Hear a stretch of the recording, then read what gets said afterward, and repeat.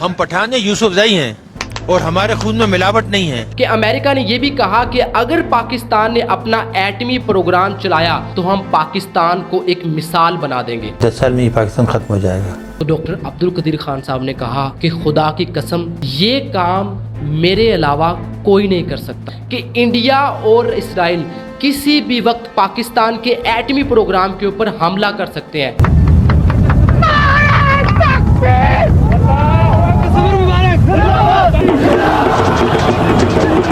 مشرف نے یہ کہا کہ عبدالقدیر خان جو ہے وہ میرے گھٹنوں میں گر گئے، رونے لگ گئے۔ ڈاکٹر قدیر نے آپ کے گھٹنوں کو ہاتھ لگایا؟ یس، روتے ہوئے؟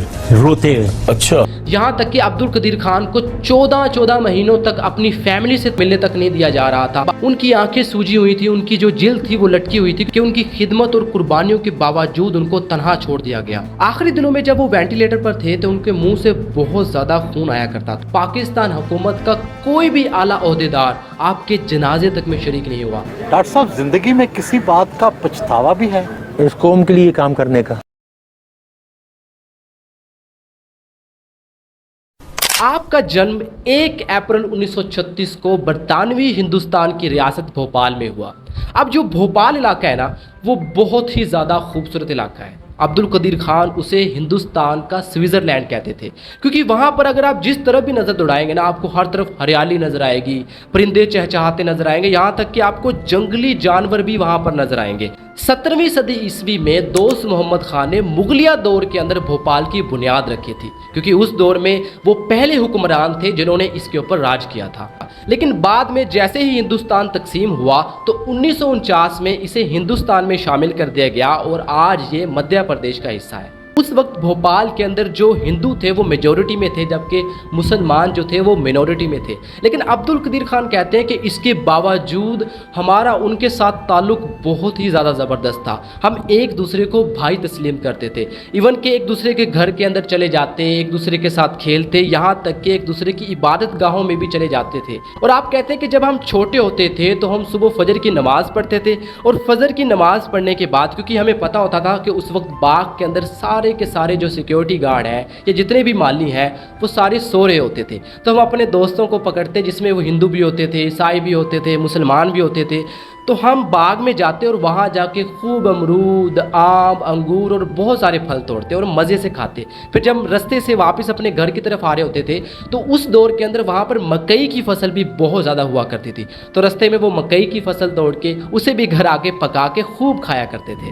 آپ کے والد کا نام عبدالغفور تھا اور آپ کی والدہ کا نام زلیخا تھا۔ آپ کے والد ایک استاد تھے اور محلے کے بچوں کو اور یہاں کی گلی کے بچوں کو جو ہے وہ فری ٹیوشن پڑھایا کرتے تھے کیونکہ وہ سوچتے تھے کہ کہیں نہ کہیں یہ ہندوستان کا، یہ اس ملک کا مستقبل بنیں گے، اسی لیے وہ ان بچوں کو آگے بڑھانا چاہتے تھے۔ جبکہ دوسری طرف ان کی والدہ زلیخا وہ ایک ہاؤس وائف تھی لیکن قرآن پاک کے اوپر ان کو خوب عبور تھا، تو اس طرح وہ محلے کے بچوں کو، گلی کے بچوں کو وہ بھی قرآن مجید فری پڑھایا کرتی تھی اور ترجمے کے ساتھ انہیں دین اور مذہب اور یہاں تک کہ احادیث کی تعلیم بھی دیا کرتی تھی۔ 1947 کی پارٹیشن کے بعد بھوپال میں موجود بہت سارے مسلمان جو تھے وہ ہندوستان کو چھوڑ کے پاکستان میں چلے گئے، جس میں عبدالقدیر خان کے خاندان میں سے ان کے بھائی شامل تھے۔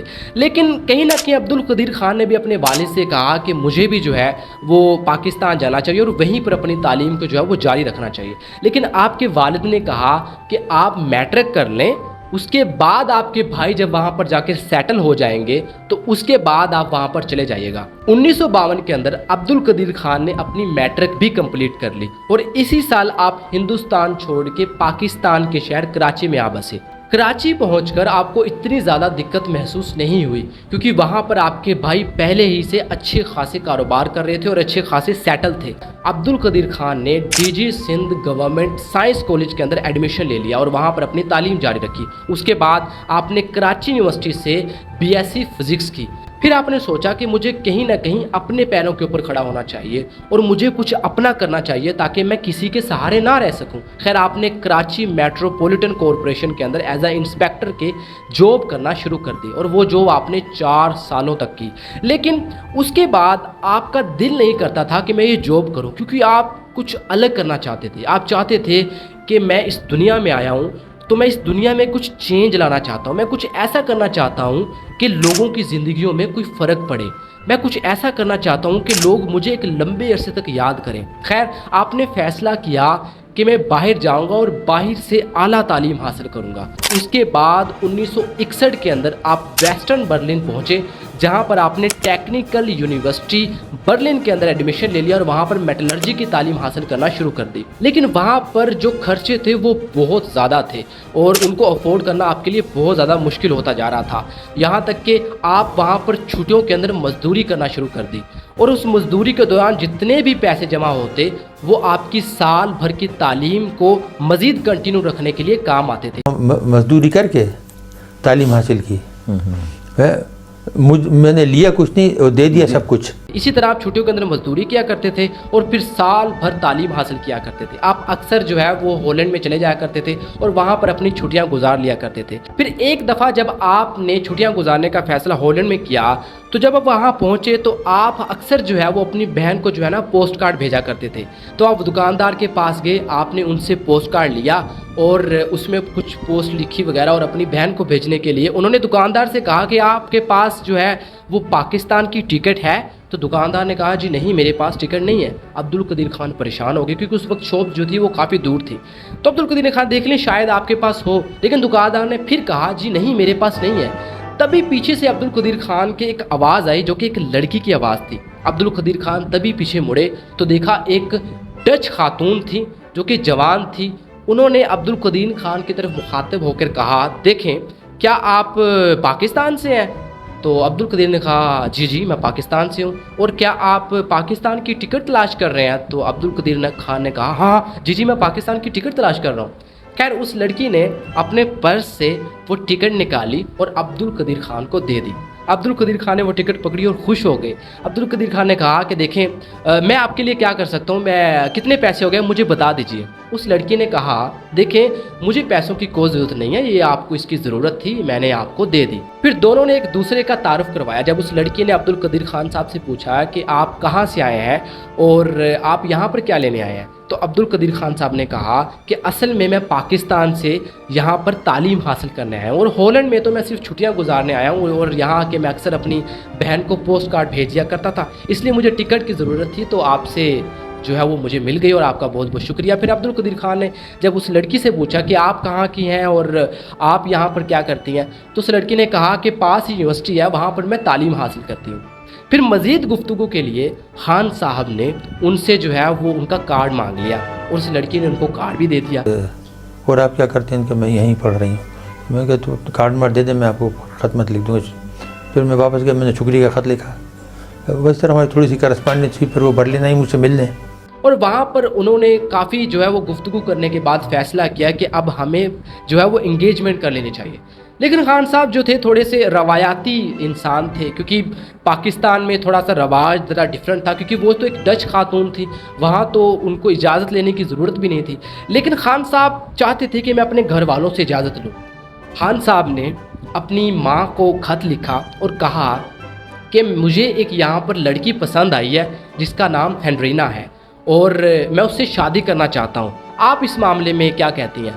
تو اس کی ماں نے جواباً خط میں کہا کہ دیکھو بیٹا یہ تمہاری زندگی ہے، اگر تمہیں وہ لڑکی پسند آئی ہے تو تم اس سے شادی کر لو، کیونکہ تم نے اس کے ساتھ ساری عمر گزارنی ہے، ہم نے نہیں۔ خیر عبدالقدیر خان نے ویسا ہی کیا، پہلے تو ان کے ساتھ انگیجمنٹ کی، پھر 9 مارچ 1964 کو آپ نے پاکستان امبیسی کے اندر اس لڑکی کے ساتھ نکاح کر لیا، اور آپ کا نکاح جو تھا وہ قدرت اللہ شہاب نے پڑھایا، جو کہ پاکستان کا امبیسڈر تھا نیدرلینڈ کے اندر، جو کہ ایک مایا ناز شخصیت ہے جس نے بہت ساری کتابیں بھی لکھی ہیں۔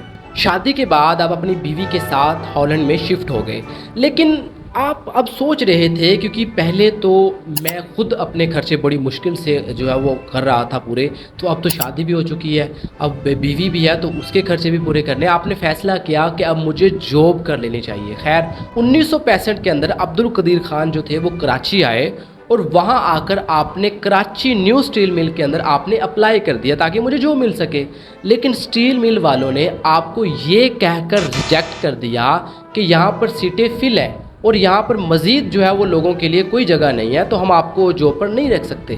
خیر عبدالقدیر خان خاصے مایوس ہوئے، لیکن شاید قدرت کا فیصلہ کچھ اور ہی تھا، क्योंकि अब्दुल कदीर खान साहब ये सोच भी नहीं सकते थे कि कुदरत उनसे एक बहुत बड़ा काम लेने वाली है, एक ऐसा काम जिसकी वजह से वो ज़िंदगी भर लोगों के दिलों में रहेंगे, दिमागों में रहेंगे। खैर, अब्दुल कदीर खान 1965 के अंदर वापस नेदरलैंड आ गए और फिर आपने डेल्फ्ट यूनिवर्सिटी नेदरलैंड के अंदर एडमिशन ले लिया, जहाँ पर आपने मेटलर्जी की तालीम हासिल करना शुरू कर दी। 1967 ही के अंदर डॉक्टरेट की डिग्री हासिल करने के लिए आपको डिफरेंट यूनिवर्सिटी से ऑफर्स होने लग गई, जिसमें बरतानिया, अमेरिका और बहुत सारी यूनिवर्सिटी शामिल हैं। फिर बहुत से ऑफर थे मेरे पास, इंग्लैंड से, अमेरिका से, वो PhD करने के जी। लेकिन मुझे बेल्जियम से एक ऑफर आया बहुत अच्छा। फिर हम बेल्जियम चले गए, क्योंकि ये अपने वालिद की अकेली बेटी थी और वो हालैंड में रहते थे। तो बेल्जियम हमें बड़ा अच्छा लगा कि करीब है, तो 1 घंटे में आने जाना था हालैंड से। तो फिर मैंने वहाँ से PhD की। 1972 के अंदर Abdul Qadeer Khan physics dynamics research laboratory join कर लेते हैं, जो यूरेनको की सब कॉन्ट्रैक्टर थी। अब यूरेनको जो है वो एक ऐसी कंपनी थी जिसे 3 मुल्क मिल के चला रहे थे, जिसमें डच, जर्मन और ब्रिटिश शामिल थे। ये एक ऐसी कंपनी थी जिसमें एटम बम में यूज़ होने वाला फ्यूल जो है वो बनाया जाता था, या फिर वो डिवाइसेस बनाए जाते थे जो उस फ्यूल को बनाते हैं जो एटम बम में यूज़ होता है। खैर, अब्दुल कदीर खान को जो है वो FDO यानी कि फिजिक्स डायनेमिक रिसर्च लेबोरेटरी में काम मिल जाता है और आप वहाँ पर काम शुरू कर देते हैं।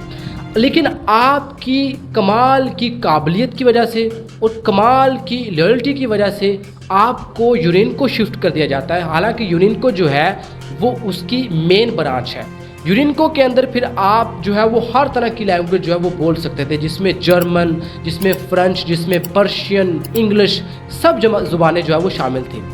फ्रेंच जो है वो इंग्लिश नहीं समझता और इंग्लिश जो है वो फ्रेंच नहीं समझता, फ्रेंच जो है वो जर्मन नहीं समझता, जर्मन जो है वो इंग्लिश नहीं समझता। तो इनको बुला के वो सारी ड्राइंग, सारी रिपोर्ट, सारे डाटा ट्रांसलेट कराते थे। लेकिन डॉक्टर साहब वाहिद आदमी थे, चूँकि इनको अबूर था इन लैंग्वेजेस। आपकी इसी काबिलियत की वजह से आपको यूरेनको के अंदर जॉब मिली, क्योंकि जब भी कोई जर्मन रिसर्चर अपनी रिसर्च लेके आता था तो आप उस रिसर्च को इंग्लिश के अंदर या फिर फ्रेंच के अंदर या फिर डच के अंदर उसको जो है वो ट्रांसलेट करके दे देते थे।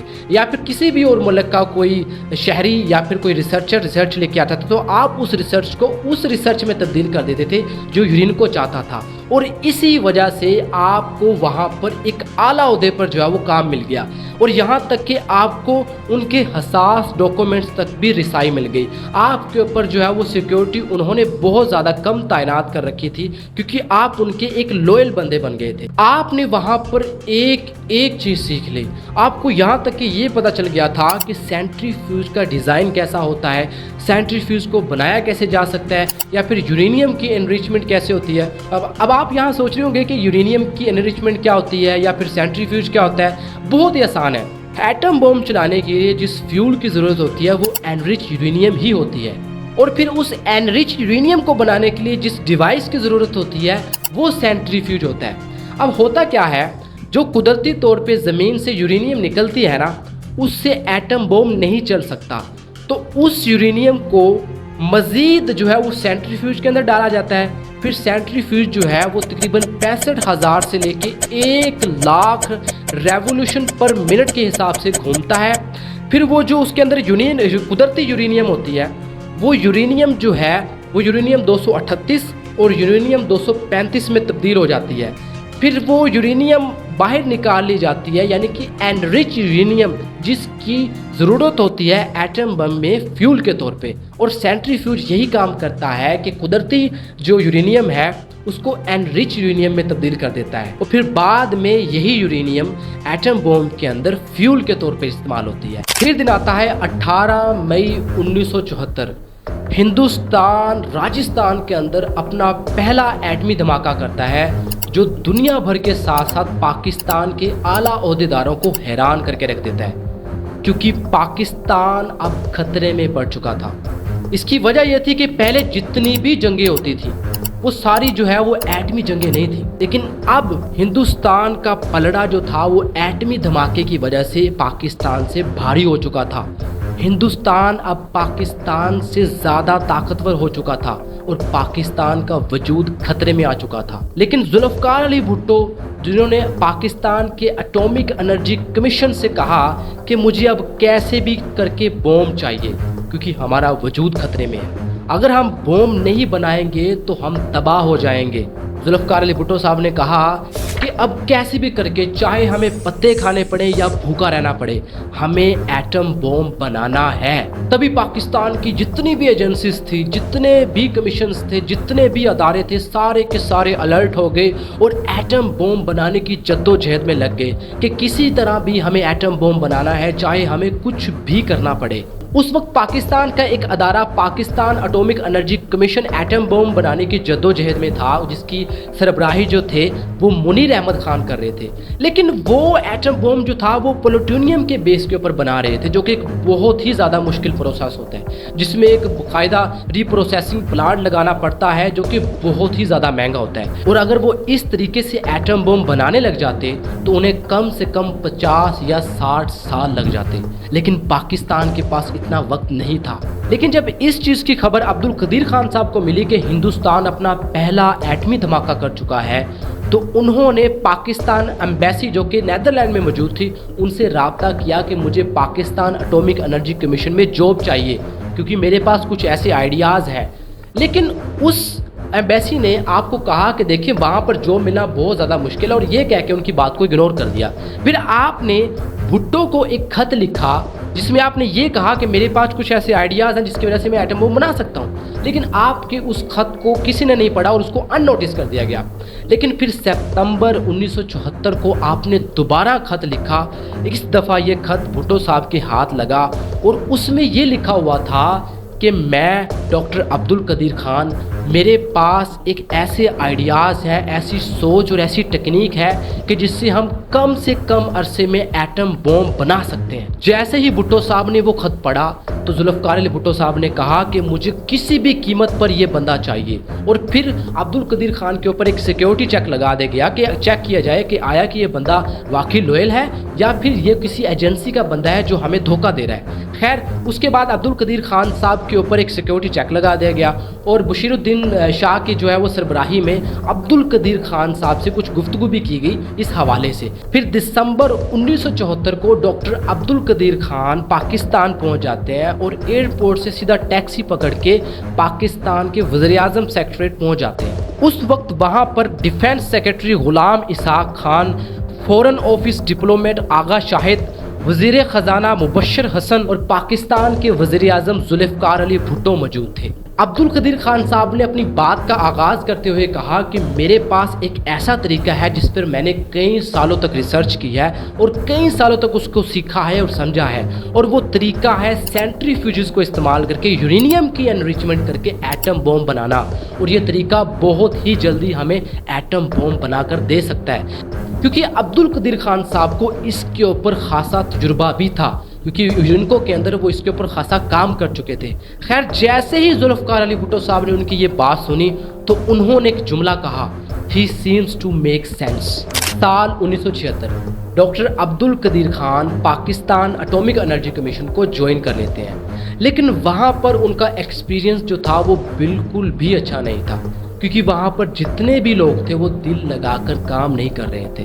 سارے کے سارے لوگ جو تھے ان کا فوکس صرف اور صرف پلوٹونیم بیسس کے اوپر ایٹم بوم بنانے کی طرف تھا، جو کہ ایک بہت بڑا پروسیس ہے اور اس پہ کم سے کم 60 یا 70 سال لگ سکتے تھے۔ لیکن وہ اس چیز کے بارے میں بالکل نہیں سوچ رہے تھے جس چیز کا علم ڈاکٹر عبدالقدیر خان کو تھا۔ اس کے علاوہ ان کی جو رہائش تھی وہ ایک بیکورڈ ایریے میں جو ہے انہیں شفٹ کر دیا گیا، جہاں پر سڑکیں جو تھی وہ ٹوٹی ہوئی تھیں، اور وہاں کا ان کا گھر جو تھا وہاں فرنیچر تک نہیں تھا، یہاں تک کہ نہ کار تھی نہ ڈرائیور تھا، اور بچوں کے کھیلنے کے لیے گراؤنڈ تک نہیں تھا۔ بارش ہو رہی ہو، بچوں کے لیے کھیلنے کی جگہ نہیں، کوئی فرنیچر نہیں ہمارے پاس، بستر نہیں، پردے نہیں، کچھ نہیں۔ بہرحال ہم نے گزارا کیا اور پیسے ہمارے جو کچھ تھے ہم ہائی لینڈ میں چھوڑ آئے تھے۔ انہوں نے منیر احمد خان جو کہ اس وقت پاکستان اٹامک انرجی کمیشن کے چیئرمین تھے، ان کو یہ خط لکھا کہ جناب اس ادارے کے اندر کوئی کام ٹھیک طریقے سے نہیں کر رہا اور کوئی بھی کام ٹھیک نہیں ہو رہا، ایسے کر رہے ہیں جیسے کہ کوئی گجرانوالے کی ورکشاپ ہے اور سارے وہاں کام کر رہے ہیں، تو یہ کوئی اعلیٰ لیول کا کام نظر نہیں آ رہا، اور مجھے نہیں لگتا اس طرح پاکستان ایٹم بوم بنا پائے گا۔ لیکن منیر احمد خان صاحب نے ان کو بالکل بھی کوئی رسپانس نہیں دیا۔ خیر ڈاکٹر عبدالقدیر خان صاحب اور زیادہ مایوس ہوئے، پھر انہوں نے کیا وہ خط جو انہوں نے منیر احمد خان صاحب کو لکھا تھا اس کی کاپی لی اور اس کو اس خط کے ساتھ اٹیچ کیا جو انہوں نے ذوالفقار علی بھٹو صاحب کو بھیجا، اور اس خط میں انہوں نے لکھا کہ یہاں پر میرا ایکسپیرینس بالکل بھی اچھا نہیں ہے، یہاں پر لوگ بالکل ہی لو درجے کے حساب سے کام کر رہے ہیں اور کوئی بھی جو ہے وہ دل لگا کر کام نہیں کر رہا۔ خیر پھر اگلے ہی دن بھٹو صاحب نے آپ سے ملاقات کی تو آپ نے پھر بھٹو صاحب کو مخاطب ہو کر کہا دیکھیے یہاں پر کوئی بھی کام ویسا نہیں ہو رہا جیسا آپ چاہتے تھے، اور اگر اسی طرح کام ہوتا رہا تو کبھی بھی پاکستان اٹامک بوم نہیں بنا سکتا، اور اوپر سے میرا مستقبل بھی تباہ ہو رہا ہے۔ میرا وہاں پر اتنا مستقبل تھا، میں ایک پروفیسر بننا چاہتا تھا، وہاں پر میں بہت کچھ کر سکتا تھا، اور اب میں چاہتا ہوں کہ میں وہاں جاؤں اور اپنی ساری زندگی وہاں گزاروں، اور میں یہاں ایک منٹ بھی نہیں رہ سکتا۔ تو ذوالفقار علی بھٹو صاحب نے ان کی طرف دیکھا اور کہا دیکھو تم یہیں رہو کیونکہ پاکستان کو تمہاری ضرورت ہے، مت جاؤ، اگر تم چلے گئے تو پاکستان خطرے میں پڑ سکتا ہے۔ یہ وہ حالات ہے جس میں ہم سب کو مل کے کام کرنا ہوگا۔ ڈاکٹر عبدالقدیر خان صاحب نے ذوالفقار علی بھٹو صاحب کی طرف دیکھا اور ان کو کہا ٹھیک ہے میں گھر جا کے پوچھوں گا اور پھر کل کو آپ کو جواب دوں گا۔ پھر ڈاکٹر عبدالقدیر خان صاحب اپنے گھر آئے اور سارا واقعہ اپنی بیگم کو بتایا۔ پوچھا کہ کیسی ملاقات رہی، تو میں نے کہا ملاقات اچھی رہی بہت۔ میں نے کہا ایک عجیب سی بات کہی انہوں نے، تو کہنی کیا؟ میں نے کہا وہ کہتے ہیں کہ مت جاؤ رک جاؤ، تو دماغ خراب ہوا ہے تم ہماری اتنی اعلیٰ درجے کی نوکری ہے، اتنی سہولت ہیں، تم پورے یورپ میں سفر کرتے ہو، امریکہ کا سفر کرتے ہو، تم پروفیسرشپ کے آفر ہیں، اتنا برائٹ فیوچر ہے تمہارا۔ تو ڈاکٹر عبدالقدیر خان صاحب نے کہا لیکن پاکستان، اس کے بعد وہ خاموش ہو گئے۔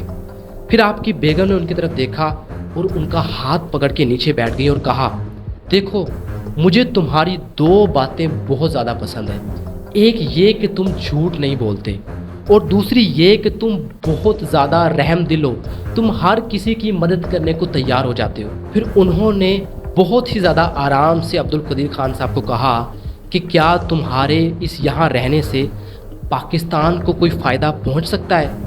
تو ڈاکٹر عبدالقدیر خان صاحب نے کہا کہ خدا کی قسم یہ کام میرے علاوہ کوئی نہیں کر سکتا، چاہے پوری دنیا کا کوئی بھی شخص ہو، یہ کام وہ پاکستان کے لیے اکیلا نہیں کر سکتا ہے، یہ کام صرف میں ہی کر سکتا ہوں۔ پھر ان کی بیگم نے کہا ٹھیک ہے آج سے ہم یہی رہیں گے اور تم یہیں اپنے ملک کے لیے، پاکستان کے لیے وہ کام کر کے دکھاؤ گے جس کی تمہارے ملک کو اس وقت ضرورت ہے۔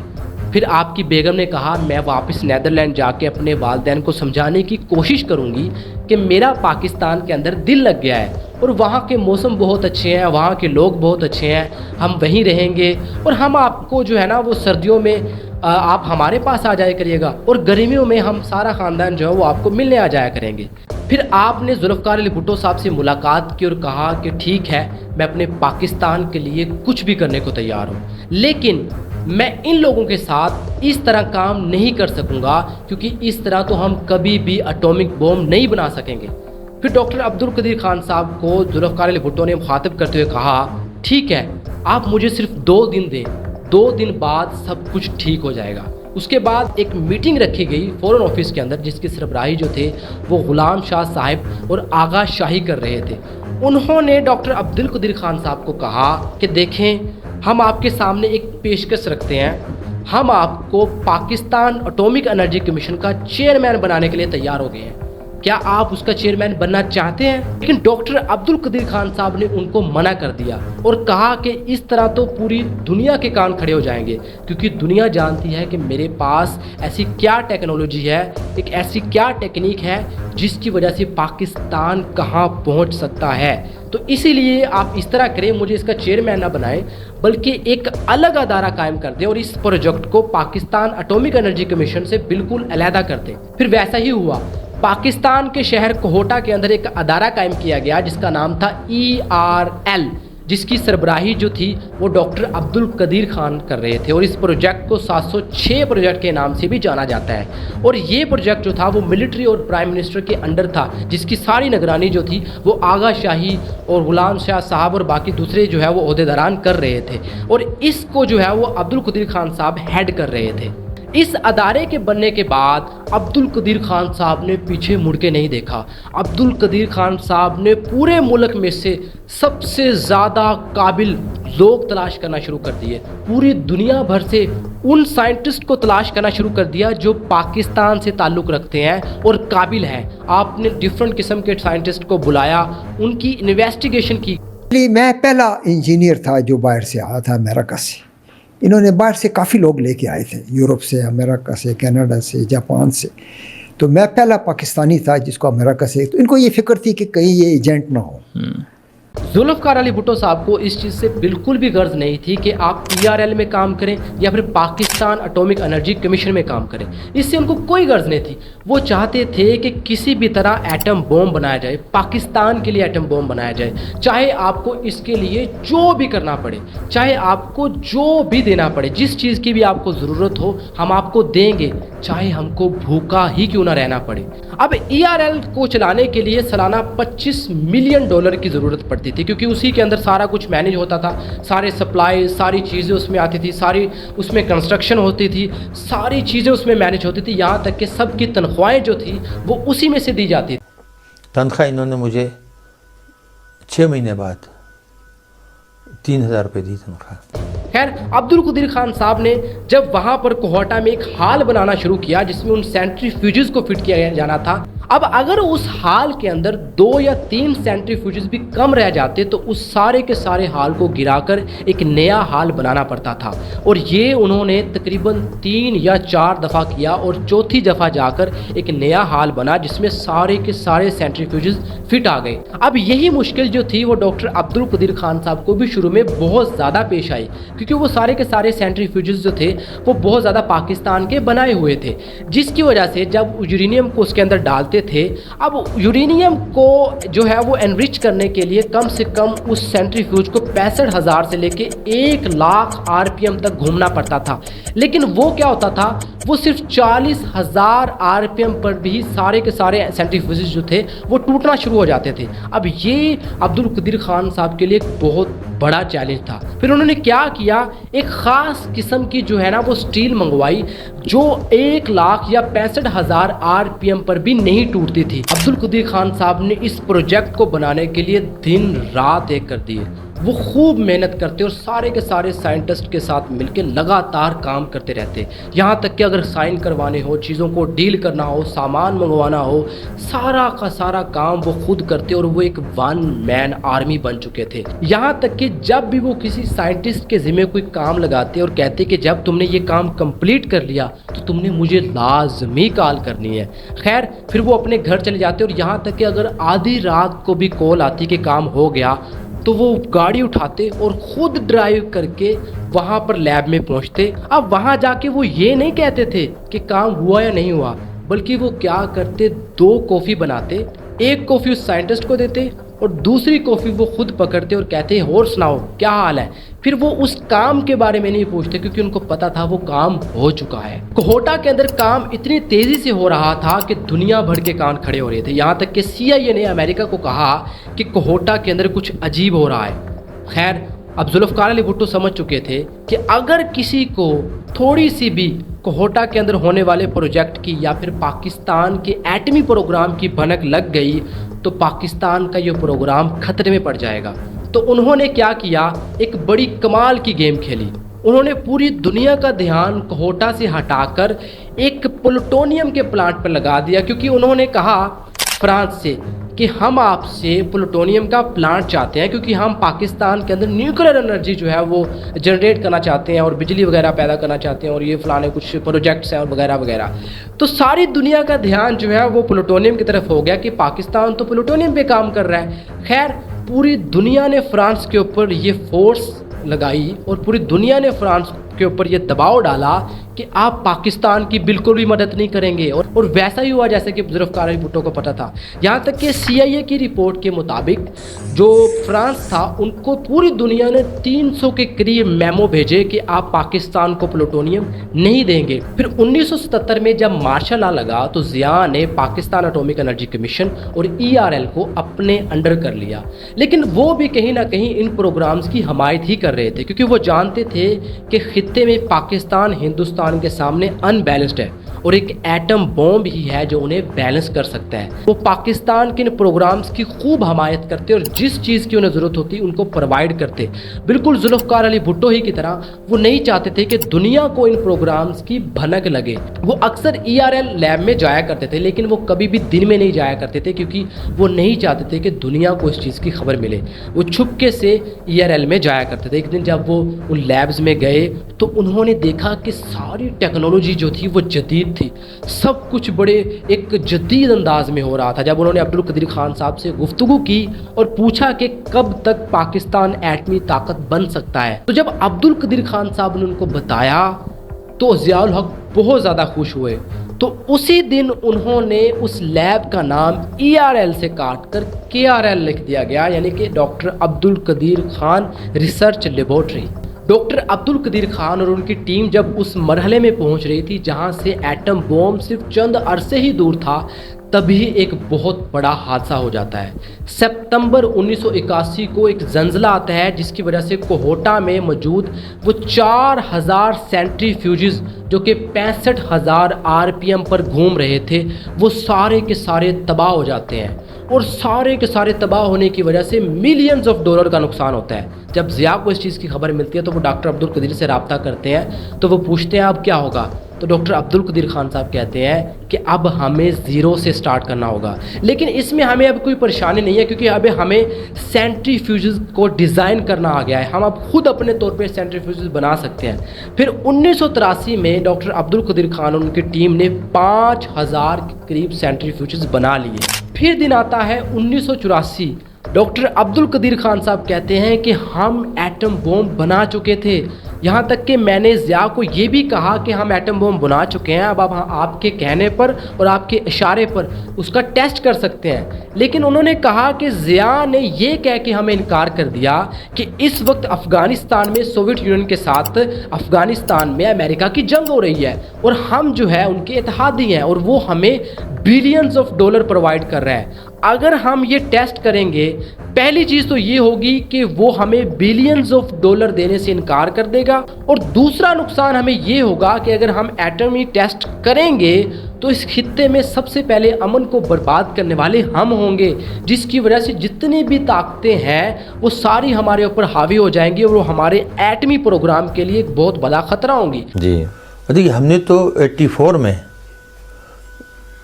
लिख कर मैंने दे दिया था ज़िया को, यदि एक हफ्ते की नोटिस हम कर सकते हैं, हमने बना लिए थे 84 में, ठीक कर सकते हैं। अच्छा उधर तो उन्होंने किया नहीं कि अफगान बाहर छड़ी हुई थी। अब आप खुद हिसाब लगाएं, वो काम जो जर्मनी, नेदरलैंड और ब्रिटिश मिलके 2000 बिलियन डॉलर लगा के 20 सालों में जिन्होंने किया, वो काम सिर्फ एक शख्स ने चंद लोगों के साथ मिलके 7 सालों में कर दिखाया। ये एक मौजज़ा नहीं तो और क्या था। वो शख्स जिसको कल तक एक कराची की स्टील मिल में जॉब नहीं मिल रही थी, आज वो पाकिस्तान की एक कमाल के अदारे में काम कर रहा था।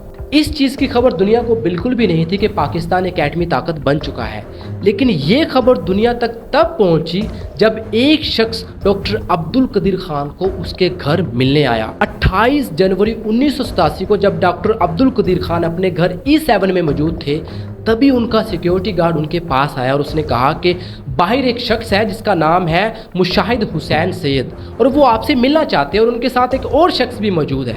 तो डॉक्टर अब्दुल कदीर खान ने उनको इजाज़त दे दी। जब वो अंदर आए तो मुशाहिद हुसैन सैयद ने उस शख्स का तारुफ करवाया कि ये इंडिया का एक सहाफ़ी है जिसका नाम है कुलदीप नायर।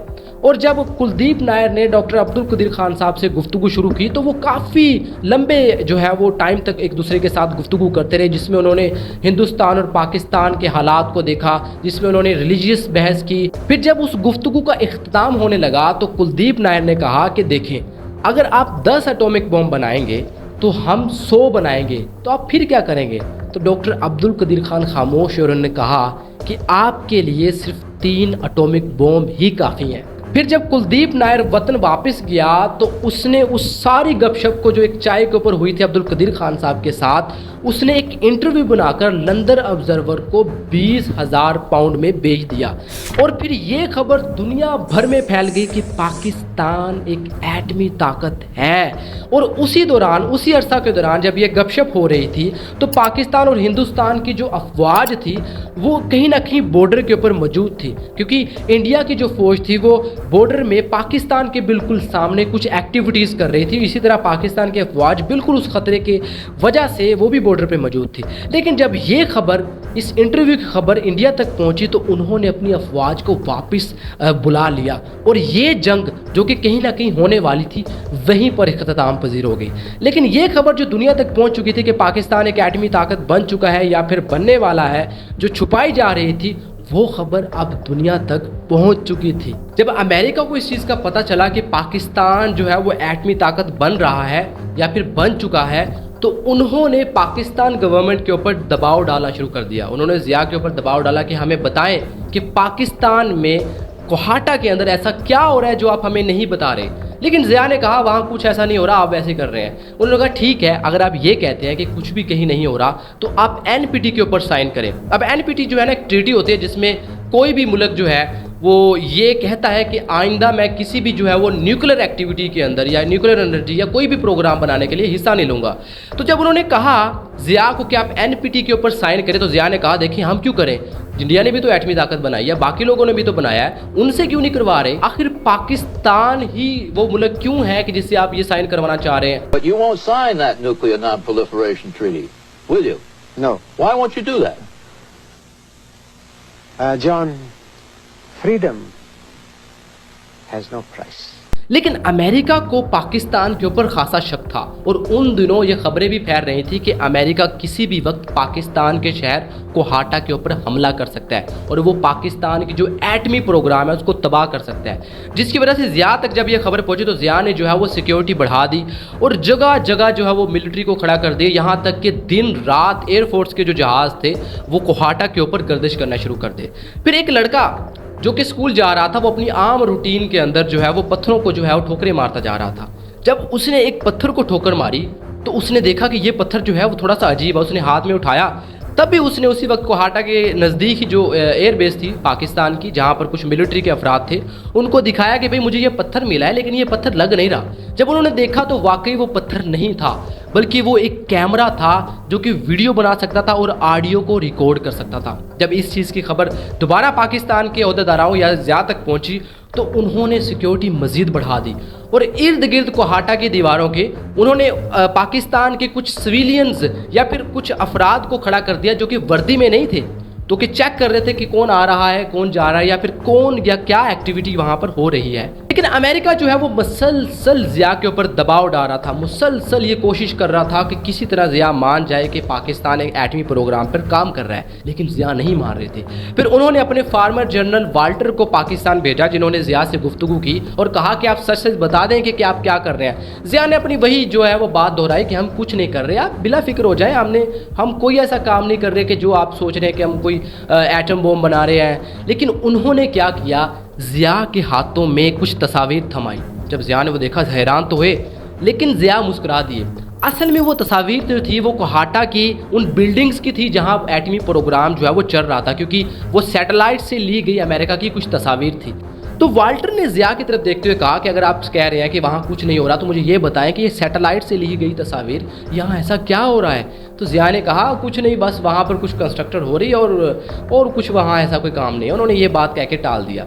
तो जब वाल्टर वापस अमेरिका आए तो वाल्टर ने अमेरिका आके कहा कि देखें, या तो ज़िया जो है उसको बिल्कुल इल्म नहीं है कि उसके मुल्क में ऐसा क्या हो रहा है, या फिर ज़िया एक मुहिब्बे वतन झूठा है। फिर जब बेनज़ीर की हुकूमत आई तो अब्दुल कदीर खान साहब ने कहा कि आप हमें इजाज़त दें, हम अब भी न्यूक्लियर टेस्ट कर सकते हैं, लेकिन उन्होंने इजाज़त नहीं दी। उसके बाद नवाज शरीफ की हुकूमत आई, उन्होंने भी इजाज़त नहीं दी। फिर दोबारा बेनज़ीर की हुकूमत आई, उन्होंने भी इजाज़त नहीं दी। लेकिन अगली दफ़ा जब नवाज शरीफ की हुकूमत दोबारा आई तब हालात कुछ मुख्तलिफ थे, क्योंकि उस वक्त इंडिया जो है वो 11 और 13 मई को अपने एटमी धमाके कर चुका था।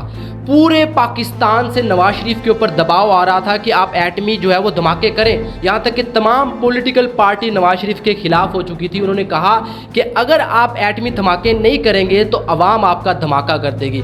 पाकिस्तान की अवाम जो है वो नवाज शरीफ को जो ऊपर दबाव डालना शुरू कर दिया कि अगर आपने एटमी धमाका ना किया तो आपको इस्तीफ़ा दे देना चाहिए। फिर जब नवाज शरीफ ने अपनी कैबिनेट की जो है वो मीटिंग बुलाई, उसने जब अपने उन मेंबरान से पूछा तो उनमें से 95% ने ये कहा कि हम न्यूक्लियर टेस्ट नहीं कर सकते।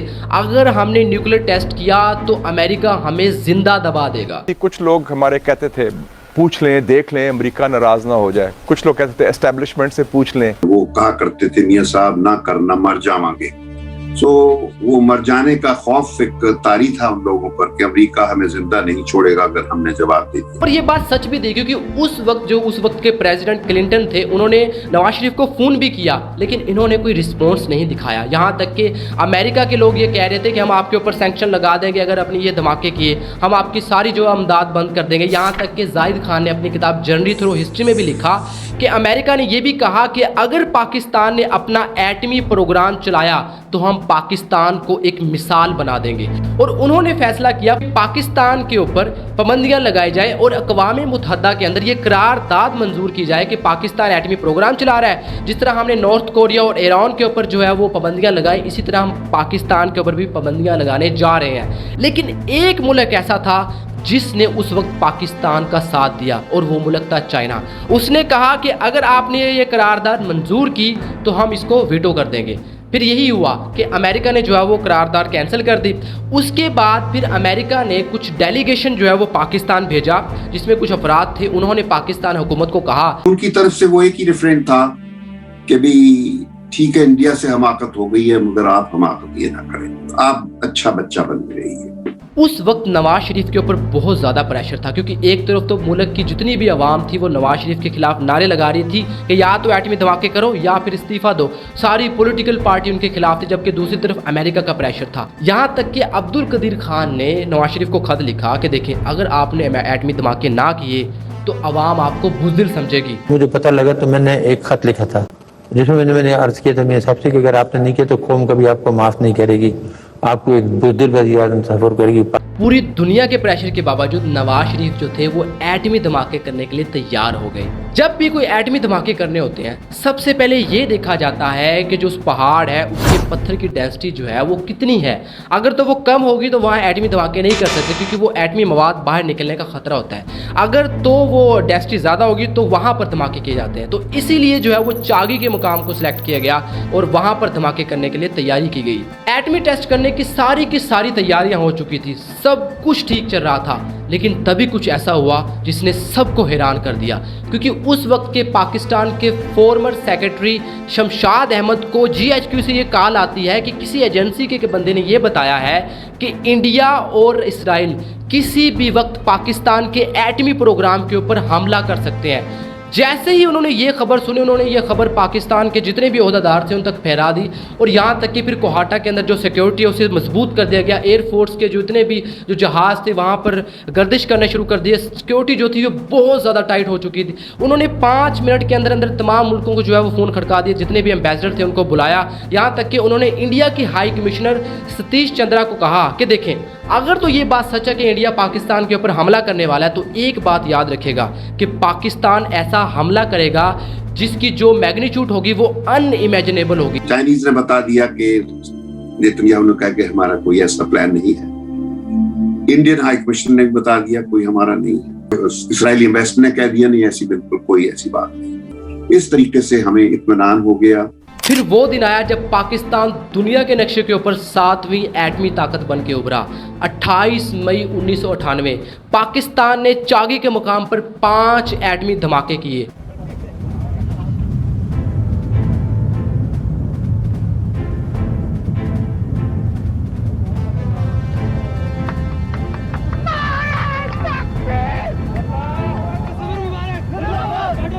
पाकिस्तान के अंदर जश्न का समा था, सारे के सारे लोग भंगड़े डाल रहे थे, मिठाइयाँ तकसीम कर रहे थे कि आज हम पाकिस्तान भी एक एटमी ताकत बन चुका है।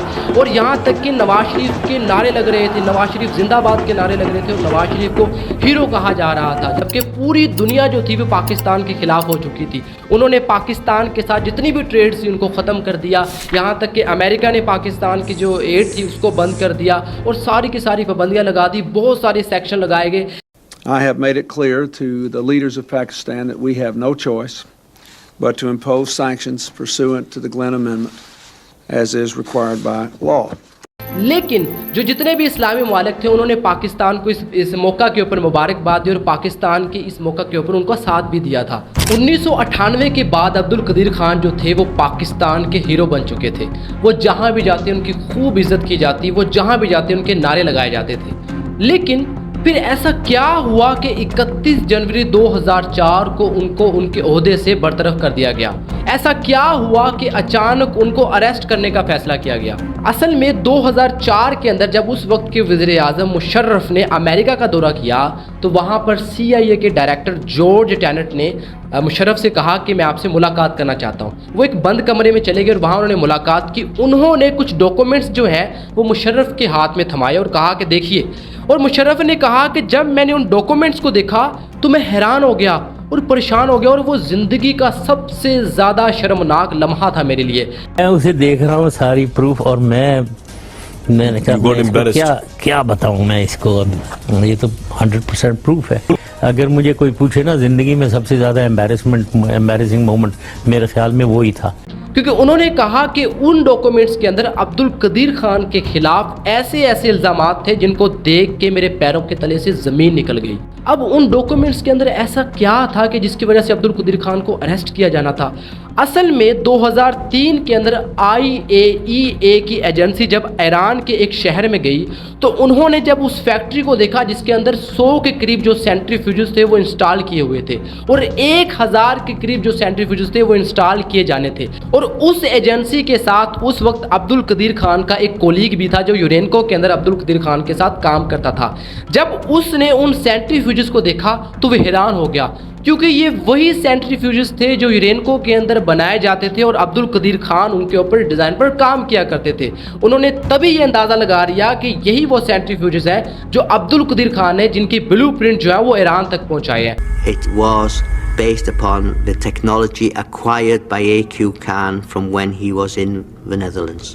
जब ईरान के साइंसदानों से पूछा गया कि आपको ये सेंट्रीफ्यूजेस कहाँ से मिले, क्या आपने खुद बनाए हैं? तो उन्होंने कहा जी हाँ, हमने ये खुद बनाए हैं। जब उन्होंने पूछा आपने कैसे बनाए तो उन्होंने कहा कि जनाब हमने नेट से कुछ चीज़ें ली, हमने किताबें पढ़ के आर्टिकल्स पढ़ के जो है ना वो सेंट्रीफ्यूजेस बना लिए हैं। लेकिन अमेरिका की जो एजेंसी थी उनको इस चीज़ का इल्म था कि ये लोग झूठ बोल रहे हैं। जब उन्होंने वहाँ के टेस्ट लिए तो उनसे दोबारा पूछा तो उन्होंने इस बात का एतराफ़ किया कि ये हमने नहीं बनाए बल्कि किसी मुल्क ने हमें दिए हैं, प्रोवाइड किया, लेकिन उन्होंने किसी का भी नाम नहीं लिया। और उन डॉक्यूमेंट्स के अंदर ये सबूत भी था कि 2003 के अंदर मलेशिया की एक कंपनी स्कूमी के अंदर सेंट्रीफ्यूजेस के कुछ पुर्जे तैयार किए जा रहे थे जो कि दुबई से लीबिया पहुंचाए जाने थे। और उस कंपनी के अंदर एक MI6 का एक एजेंसी का मेंबर भी था जो कि सारी की सारी जासूसी कर रहा था। जब उसको इस चीज़ का अंदाज़ा हुआ कि जो जहाज़ है वो लीबिया जाने वाला है और उसकी जो सारी की सारी मैनेजमेंट जो है वो सईद अबू ताहिर कर रहे हैं जो कि अब्दुल कदीर खान का एक बहुत ही ज़्यादा करीबी दोस्त है और श्रीलंका का रहने वाला है, तो उसने बाकी सब जितनी भी एजेंसी थी उनको अलर्ट कर दिया। जब उन एजेंसियों को इस चीज़ का इल्म हुआ तो MI6 की एजेंसी और CIA की एजेंसी उन दोनों ने मिलकर उस जहाज़ का पीछा करना शुरू कर दिया। जब उस जहाज़ के मालिक को और उस बिजनेसमैन को ये अंदाज़ा हुआ तो उन्होंने वो जहाज़ जो था जो कि लीबिया जाने वाला था वो इटली में ही उतरवा लिया। जब उनकी एजेंसियाँ वहाँ पहुँची तो उनको एक ख़ास नंबर दिया गया था जो ख़ास उसी जहाज़ का था और कम से कम 3 या 4 कंटेनर्स का था और उनके पास सिर्फ 2 घंटे थे उस जहाज़ के उन कंटेनर्स को चेक करने के। जब उन्होंने उस 2 घंटों में जहाज़ के कंटेनर खोले तो उनमें वही सेंट्रीफ्यूजेस के पुर्जे थे। जबकि दूसरी तरफ जब अमेरिका को इस चीज़ की खबर मिली कि लीबिया ये जाने वाला तो लीबिया में उन्होंने जो कज़ाफ़ी था उसके ऊपर ये फोर्स लगाई कि वो अपने एटमी प्रोग्राम जितने भी है वो ख़त्म कर दे, क्योंकि हमें इस चीज़ का पता चल चुका है कि वो अंदर ही अंदर अपने एटमी प्रोग्राम कर रहा है।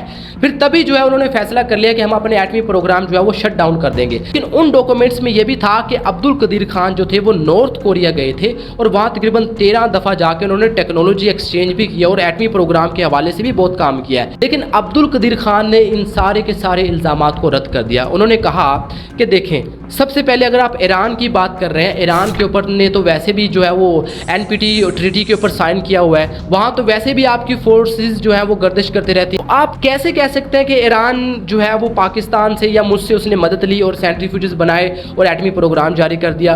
और अगर आप नॉर्थ कोरिया की बात कर रहे हैं, उस वक्त नॉर्थ कोरिया जो है वो चाइना और जापान के साथ जो है वो मिलकर काम कर रहा था और अपने साइंटिस्ट एक्सचेंज कर रहा था, तो उनको तो किसी और से टेक्नोलॉजी लेने की ज़रूरत ही नहीं थी। He said, I went 13 times to North Korea. Now everybody quotes Dr. Khan went 13 times to North Korea.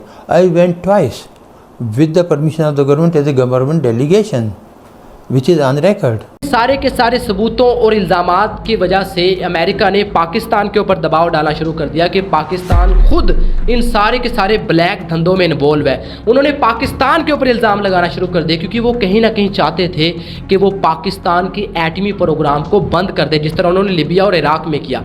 इन सारे प्रेशर के बावजूद मुशर्रफ ने अब्दुल कदीर खान को अपने पास बुलाया और कहा कि देखो, पूरी दुनिया का प्रेशर है कि वो कह रही है कि इसमें पाकिस्तान अपने तौर पे इन्वॉल्व है और वो पाकिस्तान को इन्वॉल्व कर रही है, जिसकी वजह से पाकिस्तान के एटमी ताकत को ख़तरा है और पाकिस्तान के वजूद को भी ख़तरा है। अगर उन्होंने पाकिस्तान के एटमी ताकत और एटमी प्रोग्राम को बंद कर दिया तो पाकिस्तान ख़तरे में पड़ सकता है। खैर, उन्होंने मुशर्रफ ने जो है वो अब्दुल कदीर खान को मज़ीद कहा कि आप इस सारा इल्ज़ाम खुद ले लें। मुशर्रफ ने यह कहा कि अब्दुल कदीर खान जो है वो मेरे घुटनों में गिर गए, रोने लग गए और मुझसे माफ़ी मांगने लग गए और कहा कि मुझसे गलती हो गई। डॉक्टर कदीर ने आपके घुटनों को हाथ लगाया? यस। रोते हुए? अच्छा, आंसू से। क्या कहा? मैंने कहा कदीर साहब, डोंट एम्बैरेस मी। एक आदमी रो रहा है और मेरे घुटनों को हाथ लगा रहा है, तो मैंने क्या उसको प्रेशराइज करना। खैर, इसके बारे में दोनों की राय जो है वो बिल्कुल मुख्तलिफ है, लेकिन कहीं ना कहीं दोनों जो है वो पाकिस्तान का भला चाहते थे। दोनों को पता था कि अगर पाकिस्तान के ऊपर इल्ज़ाम आया तो पाकिस्तान के एटमी प्रोग्राम बंद हो सकता है। खैर, अब्दुल कदीर खान ने सारे के सारे इल्ज़ामात अपने ऊपर लेने का फ़ैसला कर लिया। उनको पता था अगर ये इल्ज़ामात मैं अपने ऊपर नहीं लूँगा तो पाकिस्तान का वजूद ख़तरे में पड़ जाएगा, पाकिस्तान का एटमी प्रोग्राम ख़तरे में पड़ जाएगा। 4 फरवरी 2004 को उनको PTV के एक हाउस में ले जाया गया, जहाँ पर उनका जो है वो बाकायदा वीडियो बना के पूरी दुनिया में फैलाई जानी थी। मुशर्रफ ने पहले ही वहाँ लोगों को कह दिया था कि आपने जैसे ही उनकी वीडियो रिकॉर्ड करें, आपने फ़ौरन अपलोड नहीं करनी, बल्कि कुछ अरसे बाद कुछ वक्त लेके अपलोड करनी है। कहीं जो अब्दुल कदीर खान है ये अपनी तरफ से कुछ उगल ना दे। लेकिन अब्दुल कदीर खान साहब ने वहाँ पर एक बड़ी कमाल की चालाकी की। उन्होंने क्या किया, उन्होंने कहा कि मुझे नोट्स पे लिख के दिया जाए ताकि लोगों को पता चले कि जो अब्दुल कदीर खान कह रहा है वो अपने मुंह से नहीं बल्कि उस पड़ी हुई रसीद से कह रहा है, उस कागज़ से कह रहा है जो उससे कहलवाया जा रहा है। खैर, अब्दुल कदीर खान ने वो कागज़ अपने सामने रखा, जो कि वीडियो भी आपके सामने होगी, और उस कागज़ के ऊपर देख के सारा कुछ पढ़ दिया कि सारा कुछ मैंने किया है, सारा इल्ज़ाम जो है वो मैंने अपने ऊपर ले रहा हूँ। In my interviews with the concerned government officials, I was confronted with the evidence and the findings, and I have voluntarily admitted that much of it is true. और 5 फरवरी को अब्दुल कदीर खान को, जो मुशर्रफ है, उन्होंने माफ़ीनामा जारी कर दिया कि हम इनको माफ़ करते हैं। तो पूरे अमेरिका ने अब दबाव डालना शुरू कर दिया कि आपने ऐसा क्यों किया, आप अब्दुल कदीर खान को हमारे हवाले करें, हम इससे इन्वेस्टिगेशन करना चाहते हैं। लेकिन मुशर्रफ जानते थे कि उस वक्त पूरा पाकिस्तान अब्दुल कदीर खान को हीरो मान चुका है। अगर मैंने अब्दुल कदीर खान को इनके हवाले किया तो पूरा पाकिस्तान मुझे नहीं छोड़ेगा, मेरा तख्ता पलट दिया जाएगा। लेकिन मुशर्रफ ने यहाँ पर एक चालाकी खेली। उन्होंने अब्दुल कदीर खान को उनके हवाले तो नहीं किया, लेकिन उन्होंने अब्दुल कदीर खान को हाउस अरेस्ट करने का फैसला कर लिया। 2004 की शाम राजा अरशद महमूद अब्दुल कदीर खान के जो है E7 घर के अंदर जो है बैठे उनके साथ चाय पी रहे थे। तभी एक शख्स बाहर से वर्दी में आता है और वो आते ही अब्दुल कदीर खान को सल्यूट करता है और कहता है कि सर, मैं आपको हाउस अरेस्ट करने आता हूँ। अब्दुल कदीर खान साहब ने उनकी तरफ देखा और कहा ठीक है आप बैठें, और उनको एक चाय का कप दिया और उनका हाल अहवाल पूछना शुरू कर दिया। तो डॉक्टर साहब ने उनसे कहा कि आप बैठें, आप चाय का कप पिएं। पहले उसको चाय पिलाई, हमने भी चाय पी। फिर उनको जो है वो वहाँ पर हाउस अरेस्ट कर दिया गया। जैसे ही अब्दुल कदीर खान को हाउस अरेस्ट किया गया, पूरे पाकिस्तान के अंदर जो है वो प्रोटेस्ट किया गया। लोगों ने कहा कि आप हमारे हीरो को अरेस्ट कैसे कर सकते हैं, उन्होंने उल्टा पाकिस्तान के लिए काम किया है, पाकिस्तान की हिफाजत के लिए काम किया है। लोगों ने जो है वो नारे लगाना शुरू कर दिए, यहाँ तक कि अब्दुल कदीर खान को 14 महीनों तक अपनी फैमिली से को मिलने तक नहीं दिया जा रहा था। और जब उनकी बेटी बाहर से अपने अब्बू को मिलने के लिए पाकिस्तान आई तो उनको वापस जहाज़ में बिठा के वापस डाल दिया गया और कहा कि आप यहाँ से चले जाएं।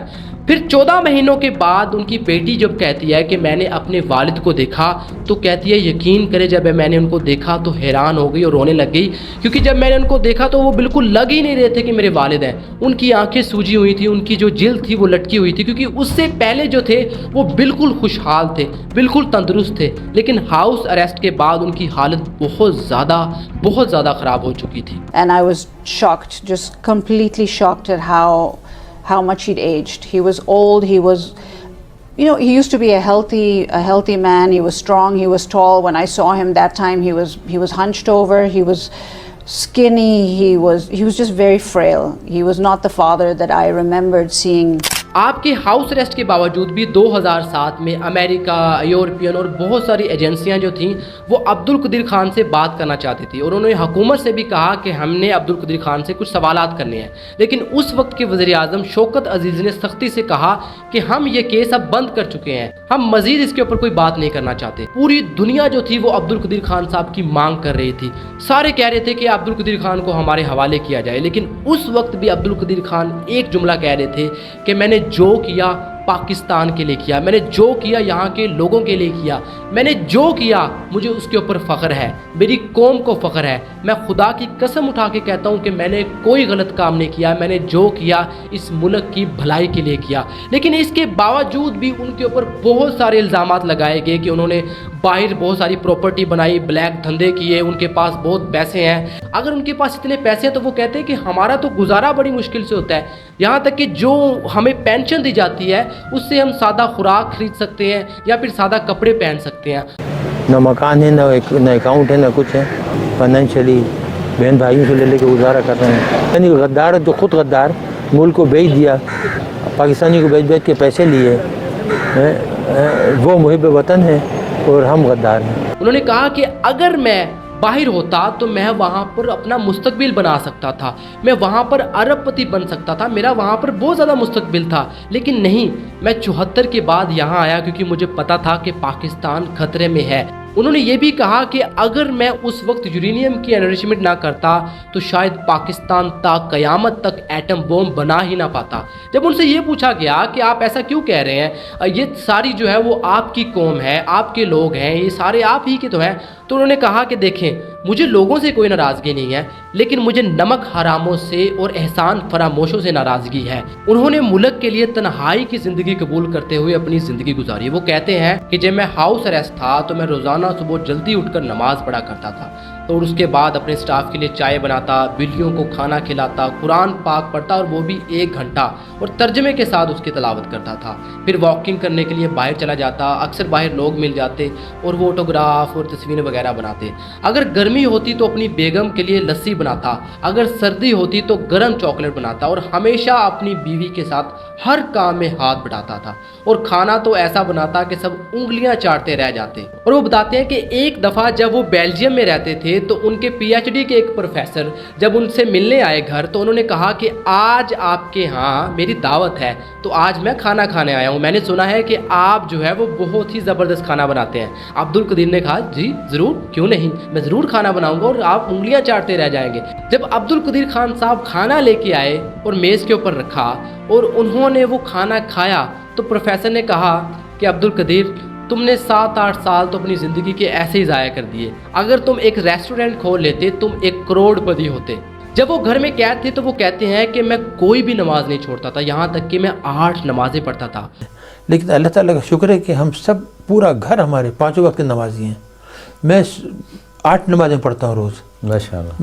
मैं इशराक भी पढ़ता हूँ, मैं चाश भी पढ़ता हूँ, मैं तहज्जुद भी पढ़ता हूँ, मैं कलाम मजीद की तिलावत भी करता हूँ सब कम से कम 45 मिनट। اور انہوں نے یہ بھی کہا کہ ہماری قوم کی سب سے بڑی ناکامی یہ ہے کہ ہم اپنے مذہب سے دور ہو چکے ہیں، ہم اپنے ہیروز کو بھلا چکے ہیں اور یہی وجہ ہے کہ ہم ناکام ہیں۔ نظر بندی کے بعد ان کے اوپر بہت ساری سختیاں کی گئیں، ان کو اپنی بیٹیوں سے، رشتہ داروں سے ملنے نہیں دیا جاتا تھا، ان پر بہت ساری پابندیاں لگائی گئی، ان کو غدار کہا جانے لگ گیا۔ وہ جب بھی عدالت میں جاتے یہ اپیل لے کے کہ مجھے رہا کر دیا جائے تو ان کو بالکل بھی نہیں رہا کیا جاتا اور ان کی ایک نہیں سنی جاتی۔ اوپر سے ساری سیاسی پارٹیاں ان کا نام لے کر ووٹ مانگتی رہتی اور جھوٹی ہمدردی دکھاتی رہتی۔ خیر 2009 کے اندر ان کو رہا کر دیا گیا۔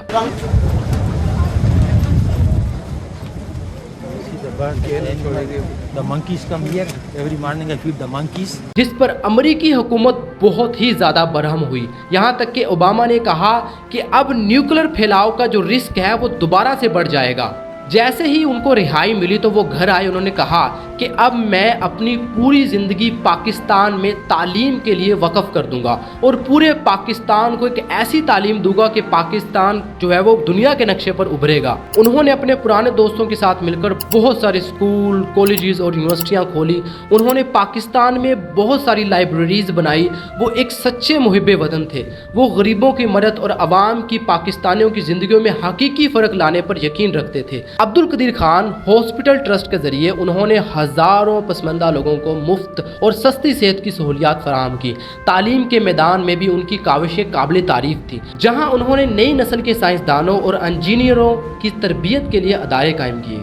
پاکستان کی اس طرح کی شاندار خدمت کے لیے انہیں بہت سارے اعزازات سے بھی نوازا گیا۔ ان میں سب سے زیادہ نمایاں نشان امتیاز ہے جو پاکستان کا سب سے بڑا سول اعزاز ہے، اور وہ واحد انسان ہے جنہیں یہ اعزاز 2 مرتبہ دیا گیا، اور 1999 میں ان کو ہلال امتیاز سے بھی نوازا گیا۔ انہوں نے تقریباً 200 سے زیادہ آرٹیکل جو ہے وہ پبلک کر چکے ہیں، ان کے اوپر 10 سے زیادہ کتابیں لکھی جا چکی ہیں، ان کے اوپر ہزاروں آرٹیکلز لکھے جا چکے ہیں۔ ان دنوں جب عبد القدیر خان اپنے گھر سے باہر جایا کرتے تھے تو بہت ساری ایجنسیاں جو تھیں وہ اب بھی ان کے پیچھے تھیں، اور ان کے دوست اکثر انہیں کہا کرتے تھے کہ آپ اس طرح باہر نہ جایا کریں، آپ کی جان کو خطرہ ہو سکتا ہے، تو آپ بلٹ پروف کار کے اندر جایا کریں۔ تو عبد القدیر خان صاحب ان کو کہا کرتے تھے دیکھو یا تو تمہارا ایمان پختہ ہے یا پھر تم بے ایمان ہو۔ اس سے منہ سے جائیے باہر نکلنے کا خطرہ، میں نے کہا کہ یا تو تمہارا ایمان پختہ ہے یا تم پھر بے ایمان ہو۔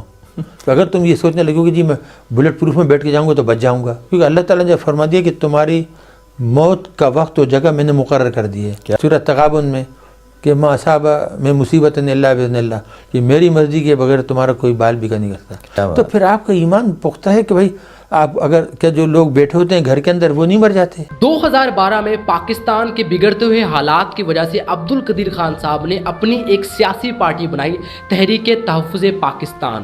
عبد القدیر خان صاحب نے ایکسپریس ٹریبیوٹ کو انٹرویو دیتے ہوئے کہا کہ پارٹی بنانے کا مقصد پاکستان کی یوتھ کو جگانا تھا کہ کس کو ووٹ دینا چاہیے اور کس کو نہیں دینا چاہیے، یہ بتانا تھا کہ پاکستان کی بقا کس میں ہے۔ انہوں نے کہا کہ میں آج تک اپنی پارٹی کو ٹی وی پر یا پھر کہیں بھی اس کی مشہوری نہیں کی کیونکہ ہمارے پاس پیسے ہی نہیں ہوتے تھے۔ 2013 کے الیکشن میں ان کی پارٹی نے تقریباً 76,000 کے قریب ووٹ حاصل کیے۔ اس کے بعد انہوں نے اپنی پارٹی کو جو ہے وہ خیر آباد کہہ دیا۔ ڈاکٹر عبد القدیر خان صاحب کو اپنی زندگی کے آخری دنوں میں بہت زیادہ جسمانی اور ذہنی تکالیف کا سامنا تھا۔ وہ ایک لمبے عرصے سے بیماریوں میں مبتلا تھے۔ ان کی بیماریوں میں سانس کا نہ آنا، پھیپھڑوں کی بیماری، دیگر سنگین بیماری شامل تھی، جس کی وجہ سے ان کی حالت دن بدن خراب ہوتی جا رہی تھی۔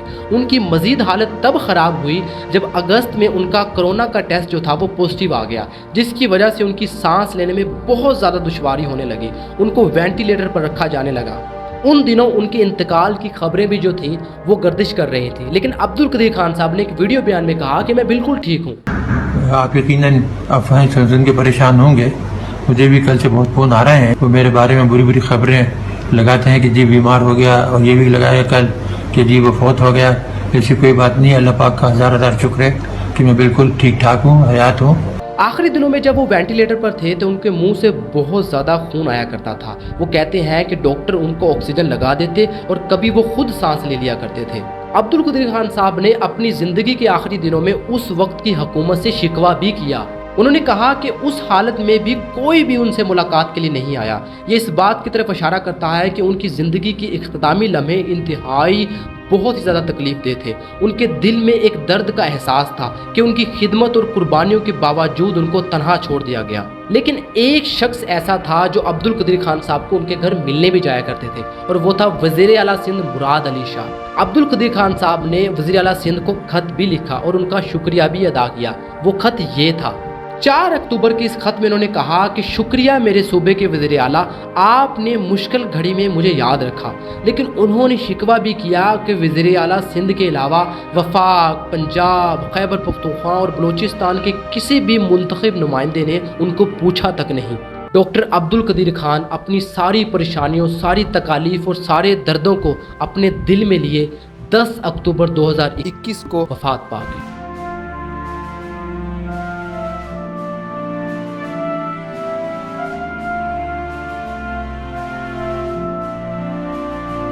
کہ گزر تو خیر گئی ہے تیری حیات قدیر، ستم ظریف مگر کوفیوں میں گزری. ٹھانے یوسف زئی ہیں اور ہمارے خون میں ملاوٹ نہیں ہے. ڈاکٹر صاحب زندگی میں کسی بات کا پچھتاوا بھی ہے؟ اس قوم کے لیے کام کرنے کا.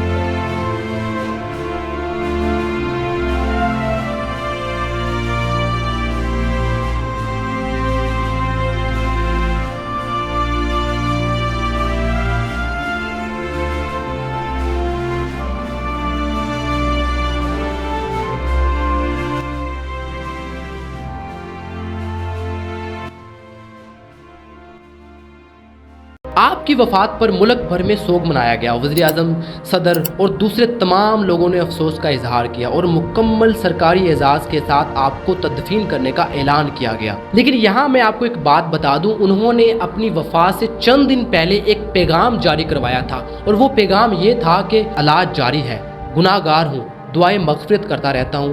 آپ سب سے درخواست ہے کہ میری صحت یابی کی دعا کریں، اور میری وفات کے بعد پورے پاکستان کے ہر شہر، ہر گاؤں، ہر گلی کوچے میں آپ میرے لیے ایک نماز جنازہ پڑھیں اور دعائیں مغفرت بھی کریں.